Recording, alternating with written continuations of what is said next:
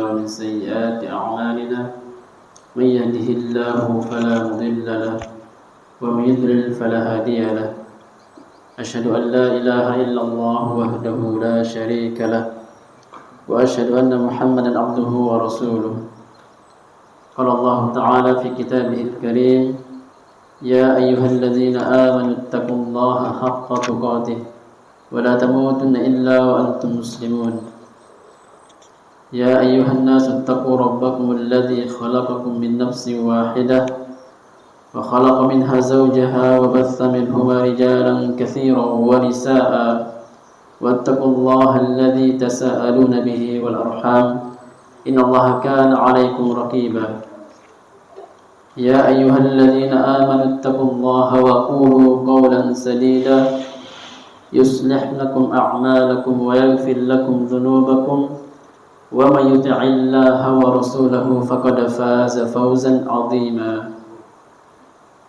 أما بعد فإن أصدق الحديث كتاب الله وخير الهدي هدي محمد صلى الله عليه وسلم وشر الأمور محدثاتها فإن كل محدثة بدعة وكل بدعة ضلالة وكل ضلالة في النار.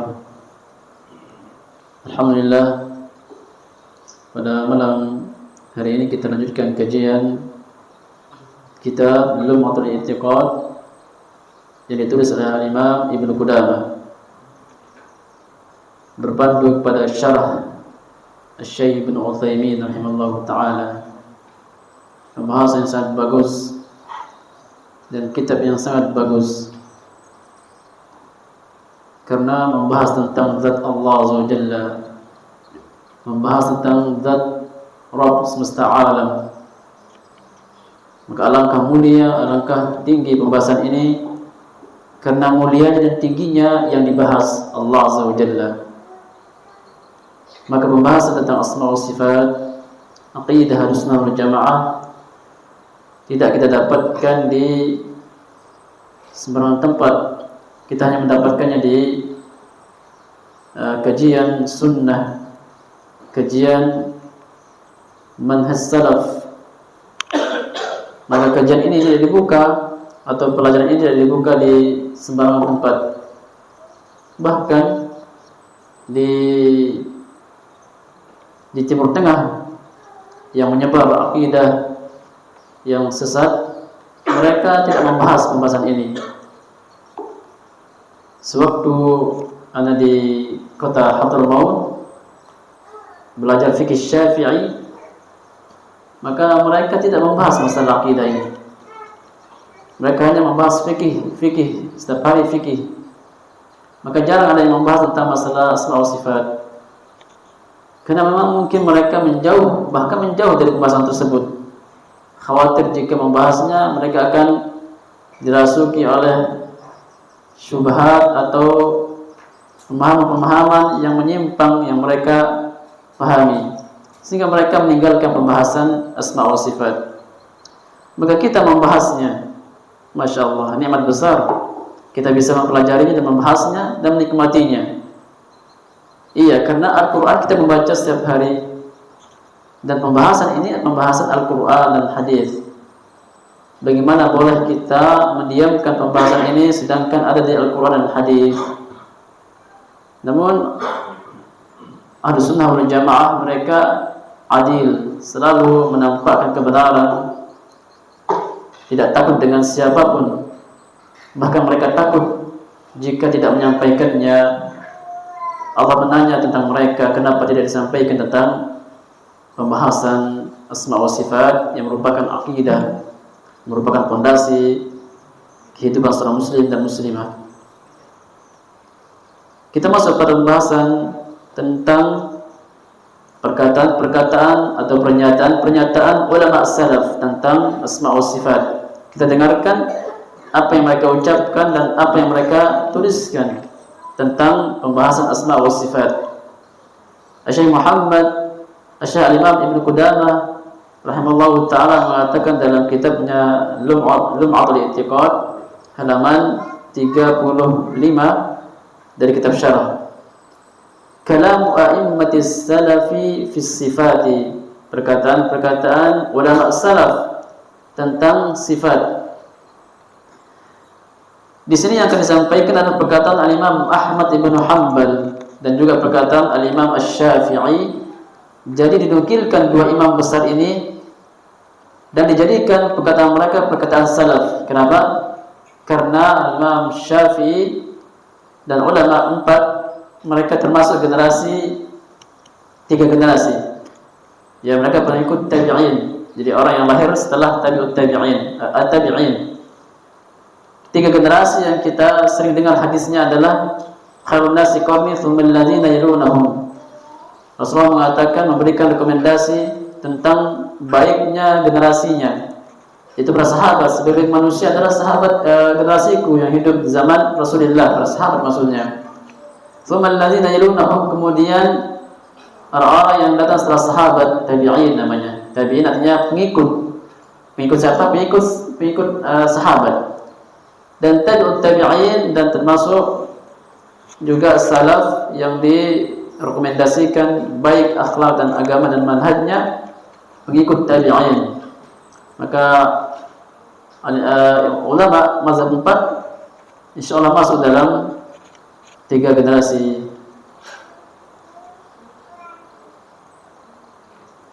Makanya mereka dikatakan salaf, pendahulu kita yang saleh, yang baik agamanya dan baik lurus akidah dan manhajnya. Qala al-Imam Abu Abdullah Ahmad bin Muhammad ibn Hanbal. Berkata al-Imam Abu Abdullah, ini nama kunyah beliau, nama aslinya Ahmad ibn Muhammad ibn Hanbal. Imam Ahmad bin Hanbal yang kita dengar rahimallahu ta'ala radhiyallahu anhu fi qaulin Nabi sallallahu alaihi wasallam. Imam Ahmad mengatakan ketika mengomentari sabda Rasulullah sallallahu alaihi wasallam, innallaha yanzilu ila sama'id dunya, sesungguhnya Allah turun ke langit dunia. Dikatakan langit dunia karena dia dekat dengan bumi. Jadi langit 7 lapisan, maka paling dekat dengan bumi ini namanya apa? Langit dunia. Berarti di atas kita yang dekat dengan bumi ini namanya langit dunia. Itu baru 1 lapis, nanti akan naik ke atas 7 lapis. Sesungguhnya Allah turun ke langit dunia. Wa innallaha yura fil qiyamah.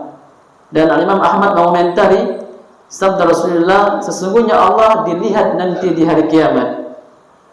Wa ma asbaha hadhil hadis, dan hadis-hadis yang serupa dengan pembahasan ini tentang sifat-sifat Allah Azza wa Jalla. Apa kata Imam Ahmad? Nu'min biha, kita beriman, kita mengimani sifat-sifat Allah Azza wa Jalla sebagaimana dalam hadis ini, atau hadis-hadis yang serupa dengan hadis yang tadi tentang turunnya Allah, tentang Allah dilihat nanti di akhirat. Nu'min biha, kita beriman dengannya. Wa nusaddiqu biha, dan kita benarkan. La kaifa, akan tapi tanpa membagaimanakan. Wala makna, dan tanpa memberikan makna, menakwilkan makna. Maksudnya makna lain, penakwilan lain. Maknanya ada kan, tapi dia punya makna lain. Jadi kita tanpa makna yang selain pranama yang selain daripada makna yang Allah inginkan. Ini maksudnya la kaifa wa la makna, ini maksudnya tanpa kita membagaimanakan dan tanpa kita memanai. Memanai maksudnya makna yang batin. Karena sifat Allah ada maknanya, akan tapi makna yang Allah inginkan. Adapun di sini la makna, tanpa memberikan makna yang menyimpang dari kebenaran, sebagaimana yang akan disampaikan oleh Syekh Ibnu Utsaimin. Wala naruddu syai'an minha, dan kita tidak menolak sedikit pun dari sifat-sifat Allah. Maka tidak diterima, tidak ditolak. Tidak ditolak apalagi dinafikan sedikit pun dari sifat-sifat Allah. Wa na'lam anna ma ja'a bihi ar-rasulu haqqun, dan kita tahu dan yakin bahwasanya apa-apa yang datang dari Nabi benar. Jadi kebenaran. Wala naruddu ala Rasulillah, dan kita tidak menolak apa yang datang dari Nabi. Karena kewajiban kita adalah menerima dari apa yang telah datang dari Nabi. Jadi kewajiban kita menerima, bukanlah menolak. Maka termasuk yang wajib kita terima adalah nama-nama dan sifat Allah Azza wa Jalla. Makanya beliau mengatakan wala naruddu syai'an minha. Kita tidak boleh menolak sedikit pun apa yang datang dari Nabi. Wa na'lam anna ma ja'a bihi Rasul haq, dan apa yang datang dari Nabi itu kebenaran. Jadi kalau kebenaran, untuk apa ditolak? Tidak ada alasan untuk menolaknya. Wa la naruddu ala Rasulillah, dan kita tidak boleh menolak apa yang datang dari Rasulullah sallallahu alaihi wasallam. Wa la nasifu Allah, dan kita tidak boleh mensifati Allah bi aktsara mimma wasafa bihi nafsah, melebihi daripada apa yang Allah telah sifatkan dirinya. Wala hadda wala ghayah, dan tidak ada batasan. Jadi kita hendak turuti, taati, terima apa yang datang dari Al-Quran dan Hadis. Tidak boleh kita melampaui, tidak boleh kita melebihi dari apa yang telah Allah sifatkan dirinya. Tidak boleh kita mensifati Allah dengan sifat-sifat yang Allah tidak sifatkan dirinya, atau dengan sifat yang Nabi tidak pernah sifati Allah Azza wa Jalla. Laisa kamitslihi syai'un wa huwas samiul basir. Tidak ada yang sama dengan Allah sedikit pun. Wa huwas samiul basir, dan Allah Maha mendengar dan Maha melihat. Ini menunjukkan bahwasanya Allah tidak sama dengan makhluk dalam pendengarannya dan juga penglihatannya. Tapi Allah Maha mendengar, Allah Maha melihat, tapi penglihatan makhluk tidak sama dengan Allah Azza wa Jalla. Jadi ini sekaligus bantahan kepada orang-orang yang menafikan sifat. Ketika Allah mengatakan Allah tidak sama dengan makhluk, berarti hakikat makhluk dengan Allah beda. Penamaan mungkin sama, sama-sama mendengar, sama-sama melihat, tapi pasti beda penglihatan Allah dengan manusia. Makanya Allah mengatakan laisa kamitslihi syai'un, tidak ada serupa sedikit pun Allah dengan makhluk. Wa naqulu kama qala, dan kita ucapkan seperti apa yang Allah katakan. Ini masih perkataan Imam Ahmad rahimahullahu taala. Wa nasifuhu bima wasafa bihi nafsah, dan kita sifati Allah dengan sifat yang Allah telah sifatkan dirinya dengannya. La nata'adda dzalik, kita tidak boleh melampaui batas. Jadi tidak boleh kita menamakan atau mensifati Allah dengan sifat yang Allah tidak sifatkan dirinya. Wala yablughuhu wasful wasifin, dan Allah tidak akan sampai kepada apa yang disifati manusia. Jadi Allah tidak akan sampai kepada sifat yang disifati manusia, karena makhluk kurang. Maka ketika dia memberikan sifat pasti kurang, dan Allah mempunyai sifat yang mulia dan sempurna dan tinggi sesuai dengan yang Allah sifatkan dirinya. Adapun sifat-sifat yang diberikan oleh manusia, maka ini sifat yang pasti kurang. Nu'min bil Qur'an kullihi wa muhkamihi, kita beriman dengan Al-Quran semuanya, muhkamihi yang muhkam, wa mutasyabihihi, dan juga yang ada ayat mutasyabih. Telah kita sampaikan pada kajian berlalu bahwasanya tidak ada ayat yang mutasyabih yang tidak diketahui maknanya. Semua sudah diketahui. Ini kaidah Ahlussunnah wal Jamaah. Namun anggap saja ada ayat-ayat yang belum diketahui maknanya. Anggap ada. Maka ini tergantung orang, karena sifatnya relatif. Terkadang jelas bagi satu orang, tapi di sebagian orang tidak jelas. Maka caranya bawa ke yang mutasyabih kepada muhkam, bawa ayat-ayat yang tidak jelas maknanya kepada yang sudah jelas maknanya. Ini arahan Al-Quran dan Hadis. Jadi tidak ada yang perlu kita debatkan, tidak ada yang perlu kita ingkari, tidak ada yang perlu kita sanggah daripada ayat-ayat sifat. Wala nuzilu anhu sifatan min sifatihi, dan kita tidak boleh menghilangkan satu sifat dari sifat-sifat Allah li syana'atin syuni'at, karena anggapan jelek orang-orang yang menganggap jelek. Nanti disampaikan dalam syarat, seperti sifat marah misalnya. Orang sifat Allah marah, orang-orang mensifati Allah marah, Maka orang-orang yang menafikan sifat dan mengatakan tidak layak Allah marah karena jelek. Kalau kita marah, manusia kalau marah seperti apa dia marah? Tidak baik, jelek. Mukanya pun juga tidak baik, sikapnya pun juga tidak baik, pikirannya juga tidak baik, tidak karuan, jelek manusia marah. Maka jangan sifat Allah dengan marah karena dia langsung koneksinya kepada makhluk. Ini kesalahan mereka. Allah marah dengan sifat yang Allah punya dan mulia dan sifat sempurna bagi Allah marah tersebut. Dan tidak akan sama marah Allah dengan marahnya makhluk. Karena tidak ada yang sama Allah dengan makhluknya. Jadi kita tidak menafikan sifat lantaran orang-orang menafikan sifat tersebut karena jelek. Seperti bagi Allah Subhanahu wa taala. Kalau baik seperti rahmat, kasih sayang silakan. Tapi kalau marah, nah ini tidak usah. Nah, jadi kita jangan tiru hal tersebut. Wala nata'addal Qur'an wal hadis. Dan kita tidak boleh melampaui batas Al-Qur'an dan hadis. Artinya apa yang Al-Qur'an tetapkan. Apa yang hadis katakan. Demikian. Al-Qur'an menyebutkan Allah atau nas menyebutkan Allah marah, katakan marah. Wa ghadiballahu, apa ayatnya? Ada ayat di dalam Al-Qur'an bahwasanya Allah marah. Maka tetapkan marah tanpa kita menafikan.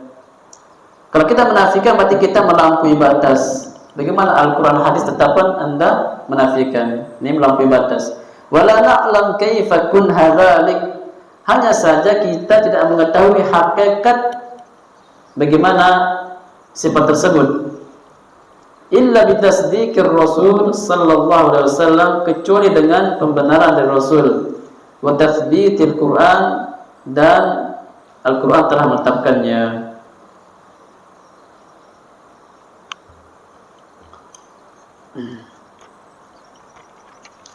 Ini perkataan Imam Ahmad yang dinukil banyak kitab, seperti Al-Imam Ibnu Qayyim menukil perkataan beliau ini dalam kitab beliau, atau beliau tulis dalam kitabnya As-Sawa'iqul Manzalah.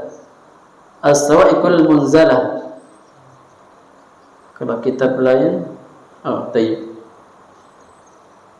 Ini kitab beliau Ibnu Qayyim yang bernama As-Sawa'iqul Munzalah atau Munazzalah. Ada juga Mukhtasar As-Sawa'iqul Mursalah, artinya petir yang menyambar.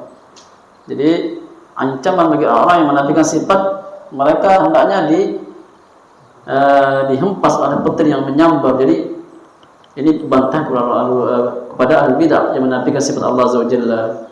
Dan juga Manaqibul Imam Ahmad Ibn Jauzi, dan dalam kitab Manaqibul Imam Ahmad, dan juga dalam terjemah Imam Ahmad dari Tarikh Al-Islam Imam Zahabi.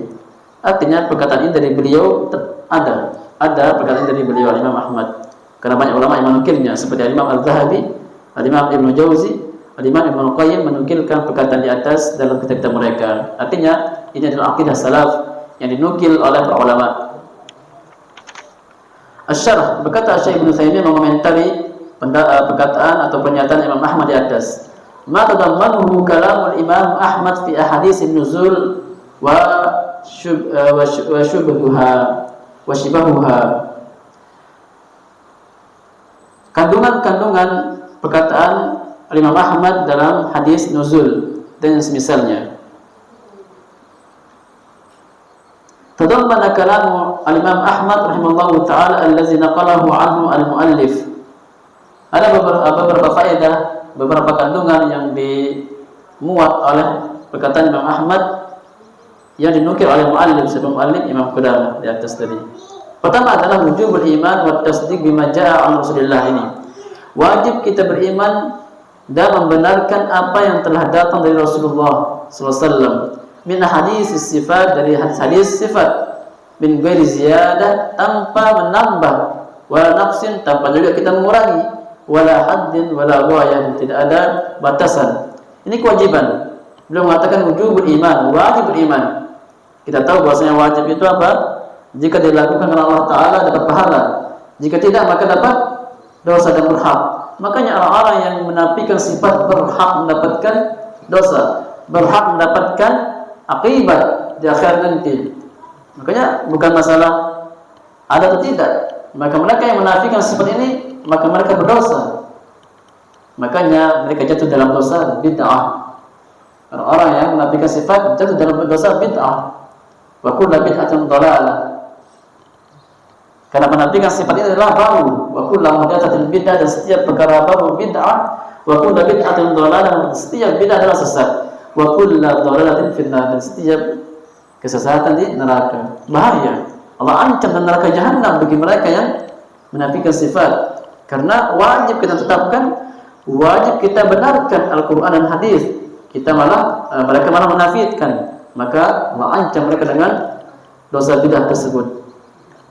Lihat ketika umat manusia di padang mahsyar, ketika umat Nabi Muhammad minum di telaga Al-Kautsar, maka terharamlah orang yang membuat bid'ah.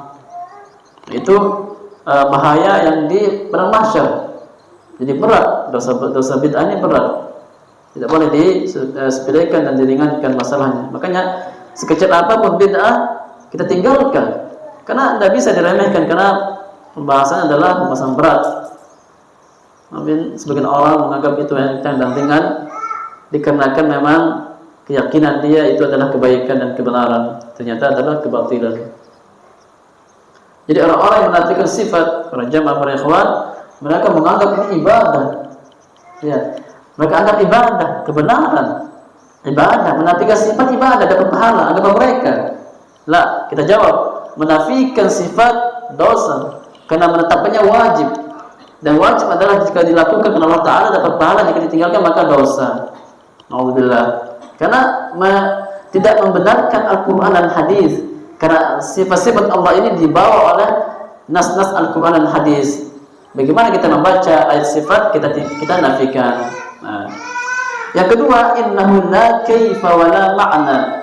Bahwasanya faedah yang kedua atau kandungan yang kedua dari perkataan Imam Ahmad, tidak boleh seorang membagaimanakan sifat Allah, dan juga tidak boleh mereka rekayasa makna demikian, tidak boleh. Seperti misal tadi, kalau sifat Allah adalah marah, maknanya seperti ini, manusia kalau marah jelas sekali dan kayak gini rupa orang marah, direkayasakan makna tersebut lalu digandengkan dengan sifat Allah marah. Ini tidak boleh, karena kita sedang menggambarkan marahnya manusia. Kalau kita gambarkan marahnya manusia, wajar kita lihat orangnya lagi marah, ya kan? Kalau Allah tidak pernah kita melihat Allah bagaimana Allah marah, ya kan? Jadi tidak boleh kita membuat, kita mengadakan makna ini. Jadi tidak boleh membagaimanakan, tidak boleh juga makna. Maksudnya apa? La nukayyif hadhihi sifat. Tidak boleh kita membagaimanakan sifat ini, entah sifat apapun, cinta. Sama seperti kita, termasuk juga yang mereka mempermasalahkan sifat cinta. Manusia kalau saling mencintai seperti apa? Tumbuh syahwat, tumbuh ketergantungan, dan susah ingin berpisah. Manusia, jangan digambarkan makna cinta ini kepada Allah, karena kita sedang menggambarkan makna cinta kepada manusia. Allah tidak. Allah pasti beda. Laisa kamitslihi syai'. Allah pasti beda dengan makhluknya. Beda. Maka tidak ada alasan kita menafikan sifat cinta bagi Allah, sifat benci bagi Allah, sifat sifat cinta sama sifat marah. Kalau kita akan masuk nanti perincian sifat-sifat Allah di kitab ini. Baik. Lianna taqyifaha mumtani'un lima sabaq, karena membagaimanakan sifat Allah itu dilarang sebagaimana telah berlalu. Wa laysa muraduhu an la kayfiyata li sifatihi. Ini harus dicermati. Bukan maksudnya Imam Ibnu Qudamah menafikan makna, bukan. Maksudnya adalah menafikan makna yang batil. Lianna sifatihi thabitatun haqqan, karena sifat Allah itu benar adanya. Wa kullu syai'in thabit fala bud lahu min kaifiyah. Maka setiap segala sesuatu yang telah tetap adanya pasti ada rupanya, pasti ada modelnya. Setiap sesuatu yang ada pasti ada modelnya, enggak? Misalnya kita lihat ada pohon besar, ada rupanya, kayak gitu rupanya. Nah, Allah itu ada, pasti ada rupanya Allah. Jadi maksudnya bukan tidak boleh kita perkataan para ulama tidak boleh membagaimanakan bukan berarti tidak ada bagaimananya. Ada, cuman kita tidak tahu, itu dia. Baik, apa yang kita lihat misalnya gelas, kita lihat ada wujudnya, ada bentuknya seperti ini, rupanya seperti ini, kita bisa sifatkan. Karena kita lihat Allah ada juga bentuknya, bagaimananya itu ada, namun kita tidak tahu seperti apa bagaimana Allah. Ini maksud la kaifa wala ma'na. Karena setiap yang wujud, yang ada itu pasti ada bentuknya, pasti ada bendanya. Lakin kaifiyatu sifatillah ghairu ma'lumah lana, ini alasan. Karena sifat Allah dan bagaimana sifat Allah itu kita tidak mengetahuinya. Ini alasan kita tidak boleh membagaimanakannya.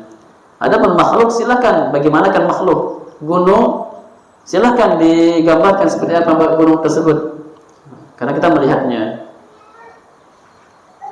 Makanya Imam Ahmad ketika ditanya tentang istiwa, maka beliau mengatakan al-istiwa ma'lum. Istiwa itu bersemayam, bahasa kita. Itu maklum maknanya. Maknanya semua orang tahu maknanya. Wal iman bihi wajib. Dan beriman dengan istiwanya Allah itu wajib. Wal kaif majhul, kata beliau. Tapi membagaimanakan istiwanya Allah, bersemayamnya Allah ini tidak ada yang tahu. Tapi kalau mau istiwanya Raja Salman misalnya, Raja Salman, Raja Saudi, mungkin orang tahu. Bagi yang tahu dan pernah lihat di beliau duduk di kerajaannya, orang tahu semua karena lihatnya. Allah tidak ada yang lihat. Jadi bagaimana, dari mana mendapatkan bentuknya seperti apa dan cara seperti apa? Ini kita membuat perkara baru dalam agama Islam, membuat mereka-reka sesuatu yang tidak ada dalam dalil, dilarang. Kita demikian.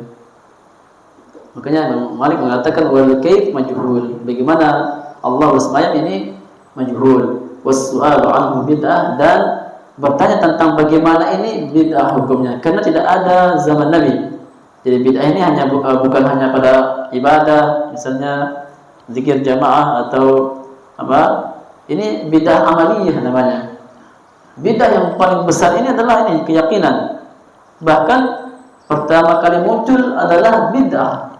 Kalau kesyirikan ada muncul dari zaman Nuh dan sebelumnya sudah muncul. Adapun bid'ah ini di umat Nabi Muhammad muncul ketika Nabi masih ada, karena dia berangkat dari syubhat, sebuah pemahaman yang dia angkat pemahaman tersebut. Syubhat ada benarnya, ada baiknya, ya enggak? Syubhat itu tidak jelas, halal atau haram tidak jelas, itu tengah-tengah, tidak bisa dihukumnya halal atau haram. Nah, makanya syariat Islam memerintahkan kita untuk meninggalkan syubhat agar kita aman. Karena kita meyakini itu benar, takutnya salah. Jadi salah kita. Kalau kita gambarkan seperti misalnya ada buah mangga jatuh di pohon samping jalan. Kalau dilihat pohon mangga tersebut yang sedang berbuah, ada buah yang jatuh, kita katakan, kita ambil ini halal, kita tidak ngambil, kita tidak metik. Tapi syubhatnya ini punya orang, dan kita tidak bisa mengambil punya orang kalau tanpa izin. Syubhat ini ditinggalkan.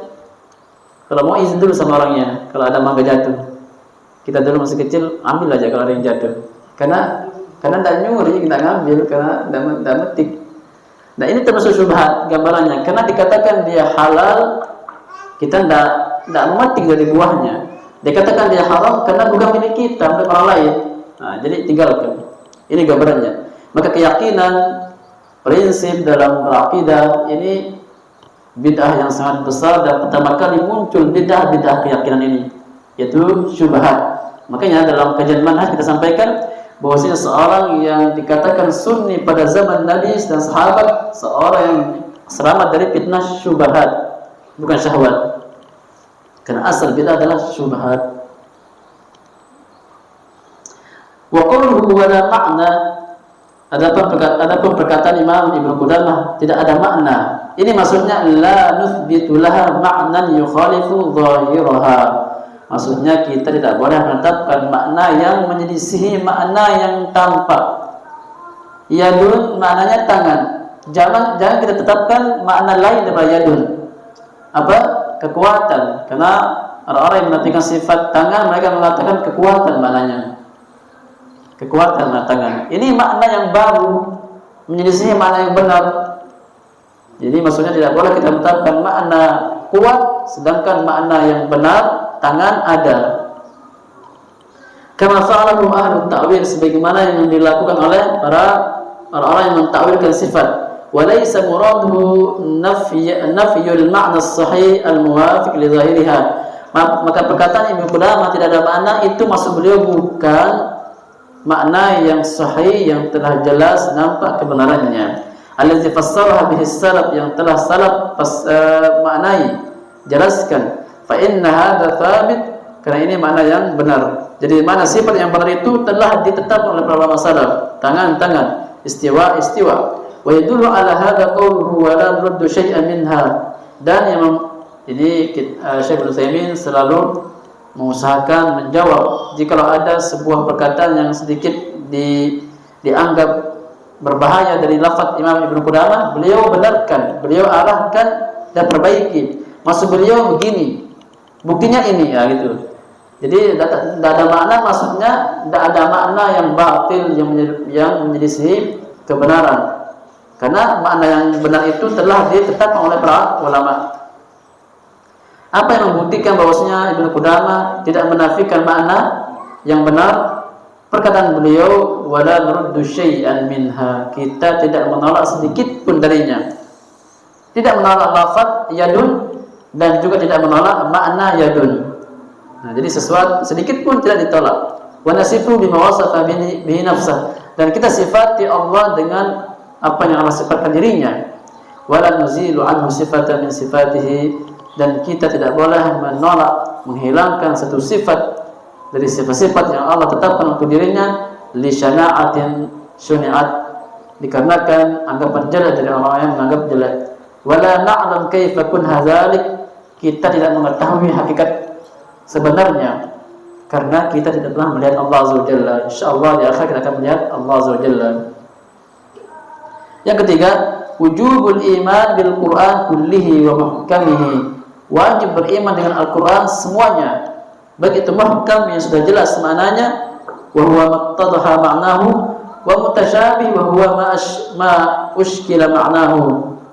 Jadi ada klaim bahwasanya ada ayat nas yang muhkam, ada nas yang mushkil. Muhkam yang sudah jelas maknanya dan mushkil atau mutasyabih yang belum jelas maknanya. Maka fanaruddul mutasyabih ilal muhkam, maka kita wajib kembalikan yang jelas maknanya, maka kita wajib kembalikan makna yang tidak jelas maknanya kepada yang sudah jelas maknanya. Ini kewajiban kita. Fa in lam yattadih, kalau memang ada nas yang tidak jelas maknanya, wajib beriman bihi lafzan, maka kita wajib memaknai atau beriman dengan lafadznya. Wa tafwidu ma'nahu ila Allah, kita menyerahkan maknanya kepada Allah Azza wa Jalla. Maknanya maksudnya makna hakikatnya, rupanya, bentuknya kepada Allah Azza wa Jalla.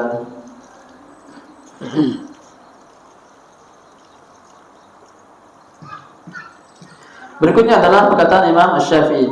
Berkata Imam Ibnu Qudamah, qala Imam Abu Abdullah Muhammad ibnu Idris Asy-Syafi'i radhiyallahu anhu. Berkata Imam Asy-Syafi'i rahimahullahu taala, amantu billah, aku beriman kepada Allah Azza wa Jalla. Ini yang wajib.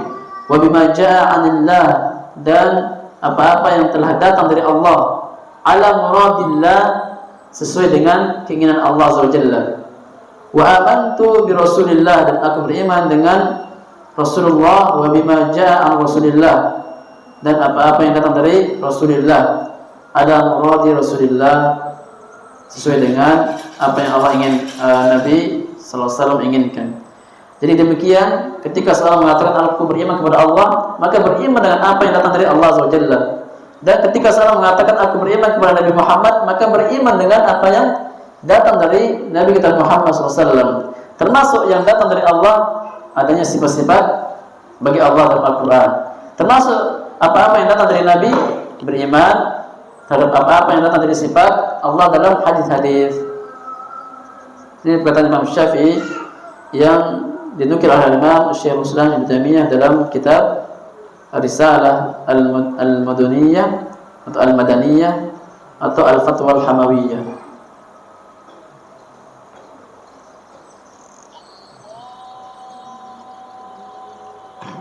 Yang terakhir, wa ala hadza darajat salaf wa aimatul khalaf, maka di atas pemahaman Imam Ahmad dan Imam Syafi'i, para ulama salaf, imam mereka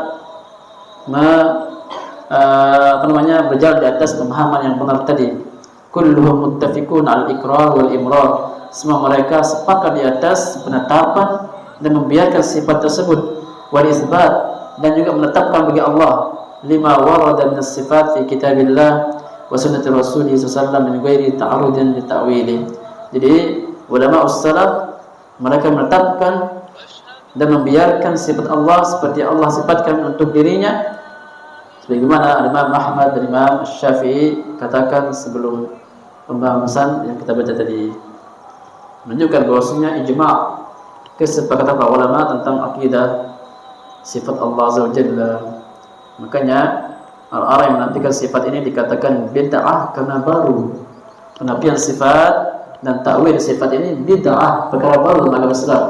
Karena salaf, Nabi, para sahabat, tabi'in dan tabi'in sepakat menetapkan sifat bagi Allah Azza wa Jalla. Ada yang menafikan baru, wa kullu muhdatsatin bid'ah, dan setiap baru adalah bid'ah. Dan bid'ah adalah sesat. Insyaallah ini yang kita sampaikan pada kajian kita hari ini. Insyaallah kita lanjutkan pada kajian berikutnya bismillah. Aqulu qawli hadza wa astaghfirullah li wa lakum wa li sa'iril muslimin kulli dhanbin innahu huwal ghafurur rahim. Wa akhir da'wana alhamdulillahi rabbil alamin. Assalamu alaikum warahmatullahi wabarakatuh.